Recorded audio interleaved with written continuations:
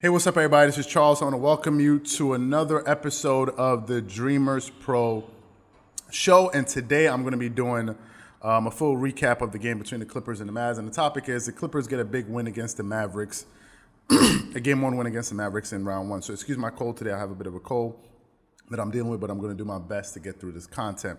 So before we get into that, I want you guys to make sure you go ahead and hit the like button. Hit the subscribe button because remember we're trying to get to 10,000 subscribers, and also make sure you hit the notification bell to be notified whenever we drop our content. Excuse me. Another thing worth saying is that the show, the Dreamerspro Show, is also on our podcast, and we're going to link that in the description below. It's going to be on Spotify. We should be on iTunes shortly, but for now we're definitely on Spotify. So if you have Spotify, you enjoy listening to content on Spotify, we're definitely there. So make sure you go ahead and check that out. Just for the people that just enjoy listen to podcasts. Funny enough, I'm not one of those people that necessarily listens to podcasts, but Marco is and many others are. So we made that available for you guys. So that's definitely there. Excuse me. So let's just get straight into the content here. So I saw the game last night and I saw the highlights of other games, but I decided that I was going to cover this game because this is the game that I watched in its entirety. I know that the Raptors were able to get a win out there. I know the Boston Celtics were able to get a win last night.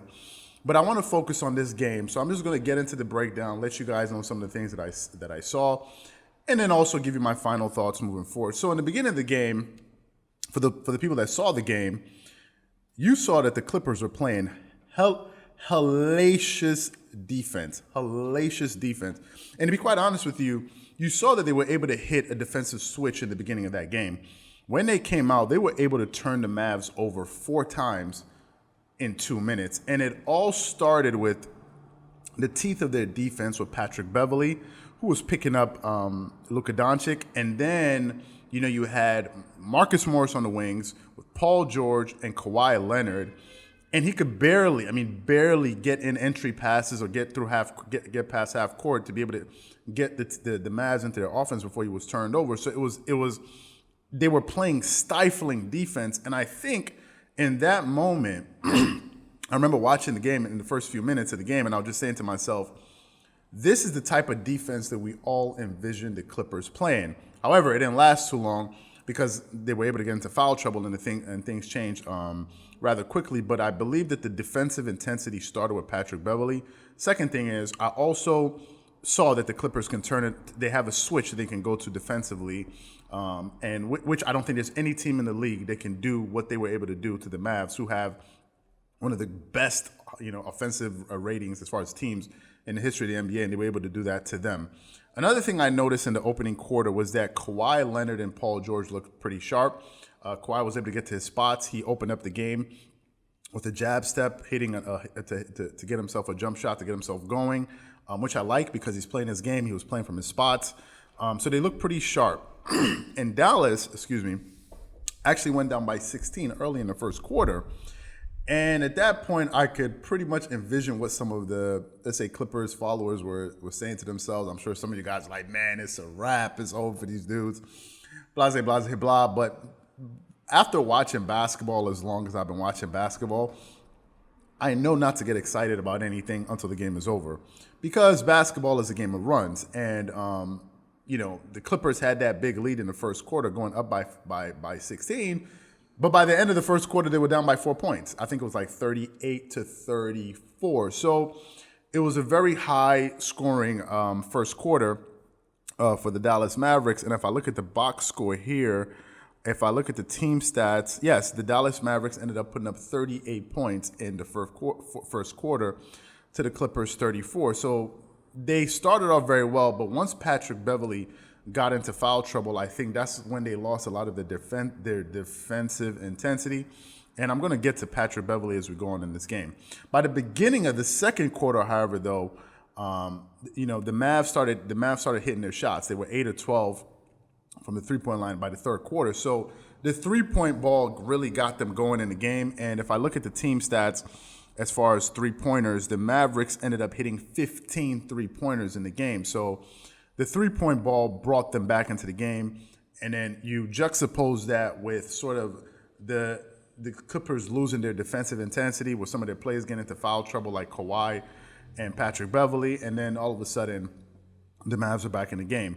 The Clippers continued, however, to play sloppy defense in the second quarter, and the Mavs offense started to click. And you saw that in the second quarter, the Mavs were able to put up 31 points again. So they put up 2 consecutive 30-point quarters, which to me just shows you that the Clippers are out of sync defensively. Now, I want to talk about Lou Williams for a second. Lou Williams is going to be controversial, but I'm going to give you guys my honest opinion here. We don't have to agree on everything. Lou Williams, to me, I think could be a potential weakness for the Clippers. I'm not comfortable with Lou Williams making a lot of basketball decisions. I think, yes, he is the highest scoring 6th man in the history of the league. Fine. So obviously, we know Lou Williams knows how to score. But I don't like Lou Williams making decisions with the basketball a lot. Lou Williams usually makes a lot of bad passes and untimely turnovers. So I think moving forward, Doc Rivers is going to have to rein him in. I'm not 100% confident with him in the fourth quarter, to be honest with you. This is just my opinion. I don't think he's their best closer. Kawhi is clearly their best closer. I'd rather have a lineup of Patrick Beverley, Kawhi Leonard, Paul George, Marcus Morris, and either Montrezl Harrell or Zubac. I don't like seeing Lou Williams in the end of games. Now, let's talk about Ivica Zubac.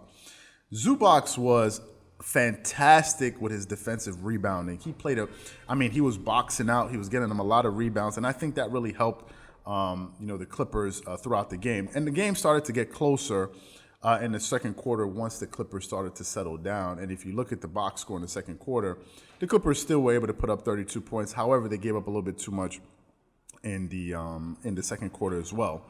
Now, the game ended up being tied at 57.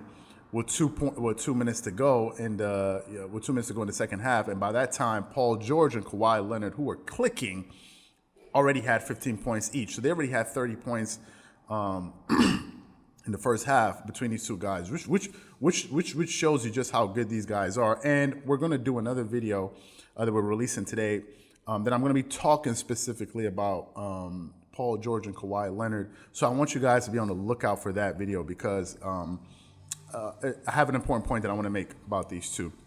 So another thing I noticed is that Patrick Beverley was a little bit too aggressive on defense. I saw in the beginning of the game he tried to entice Luka Doncic, sort of, get him into a back and forth game with them jawing at each other. Luka didn't bite for it. But after the altercation in the third quarter, Marcus Morris really started to come on. He really started to hit some shots. One of my biggest sort of concerns with Marcus Morris is him sometimes taking too many shots. But I think as time has been going on, he's beginning to understand his role with the team, and I think he was big. He played pretty big for the Clippers in the third quarter. Now, another thing to notice is that the Clippers definitely picked up their defensive intensity in the third quarter, and I know this about the Clippers. Two things usually happens with them.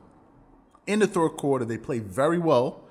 And usually, Kawhi Leonard comes on very strong in the third quarter. And actually, in fact, they held the Mavericks at 13 points in the third quarter. 13. They didn't even get to 20 points. So you could see, that they were able to turn up their defensive intensity in that third quarter and really start to lock in on defense and play some great, defense. Now, Paul George came in late in the fourth quarter, but he had 24 points as the game got a little bit closer. And Paul George, for me, played a very fantastic game. The Clippers started defending the three-point shot a lot better in the second half, which was something that really hurt them because, as I said, they had I think the Mavs had 8 3-pointers in the second quarter, early in the second quarter. But the Clippers were a little bit sloppy towards the end of the game. Now, to talk about Paul George hit a very big three-pointer at the end of the game, which really sort of secured the win for them. And for me, as I said before, Paul George is going to come up big in these playoffs because he's playing with someone that's probably is already the number one option, is going to get the majority of the attention, let's say, from the defense. But not just the defense, but also the scrutiny of the blame. Things go wrong, they're going to point to Kawhi because Kawhi Leonard is the leader of the team. So Paul George can just play freely. He's a number one option masquerading as a number two because The dude can get hot in a hurry, and Paul George could easily get you 40 points in a playoff game. Easily. But I think he hit a pretty big shot at the end of the game to sort of secure that win for them, which is something I knew he was very well capable of doing. So Paul George played a really good game for the Clippers, and Kawhi Leonard himself, he also played a good game. Kawhi finished the game with 29 points, 6 assists, and 12 rebounds. So something I said before and something that's worth noting, Kawhi Leonard's averages always go up in the playoffs. I've told you this. Last season, he averaged 30 points a game, 9.1 rebounds, and 1.7 steals. This season, granted, it's only one game, he's already averaging 29 points, 12 rebounds, and 3 steals. So I look for his numbers to go up. His rebounding is definitely going to go up. And the same thing with Paul George. Paul George is healthy, and he's averaging 27 points, shooting 45%, 36% from the three. He's getting you, how many rebounds is he getting you? Let's see how many rebounds he got them in that game. Paul George, okay, granted, he only got them 2 rebounds, but I believe he's going to do better on the rebounding side. Luka Doncic had a fantastic game, fantastic coming out game, but he was turned over 8 times. 8 times he turned the ball over. So you can see the type of defense that these guys were playing on him in the beginning. And yeah, he ended up scoring 42 points, but those 8 turnovers were nothing to write home about. Now, my final thoughts on the game, let me just get this off my chest. I have a few more things I'd like to say about this game before I sort of wrap it up. Lou Williams is something that I think Doc Rivers is going to have to keep his eye on him, because I don't think Lou Williams plays winning basketball. This is just my opinion. I'm not comfortable with him in late game scenarios. This is what I've seen, and I'm not comfortable with him. So that's something I want to say. I think Doc Rivers is going to have to keep his eye on him. And to his credit, he was very alert with his coaching last night. He was calling timeouts at the right time. He was, when the team looked like they didn't know what they wanted to do offensively, he would call a timeout, sort of get them, help them regain their composure at certain moments in the game. So I think he did a great job with his coaching last night. He was very alert. He didn't leave things to chance like sometimes he normally seems to do. So I think he did a really good job as far as his coaching last night, and I think Doc Rivers did a good job. Now, finally, my final point, because there are always going to be these people in the comment section. Maybe some of you guys want me to address what happened with Kristaps Porzingis and him being thrown out of the game. And do I think he should have been thrown out of the game? To be honest with you, I have no opinion on it. If he stayed in the game, fantastic. If he left the game, fantastic. I have no opinion on it. When he got thrown out of the game, I didn't have no emotion towards it. It was just like, let's just continue playing. So that's my first thought on that. Secondly, I know that some people are going to come out and say that the Clippers only won that game because Kristaps Porzingis got thrown out.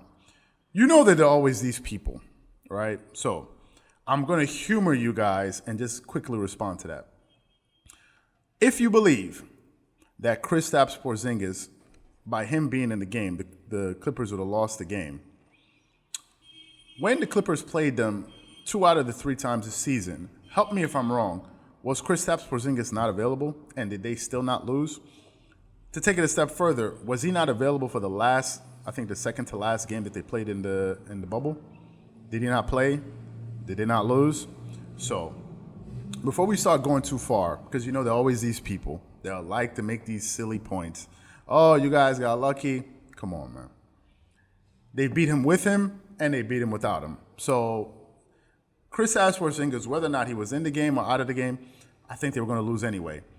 When they play again, I still think the Clippers are going to beat him if he plays. So that's just my opinion.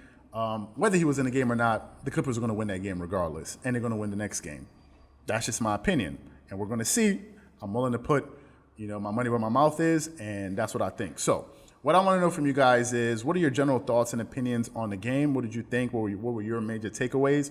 Also, let me know what you think about my takes on Lou Williams and my takes on Doc Rivers coaching. And also let me know what you thought about Paul George coming up really big for the team in the third and especially in the fourth quarter. Once again, let me know your thoughts and comments in the comment section below. If you enjoyed the video, make sure you go ahead and hit the like button, hit the subscribe button, and make sure you hit the notification bell to be notified whenever we drop our content. Once again, this is Charles here from Dreamerspro. Wishing you guys an amazing day. Peace.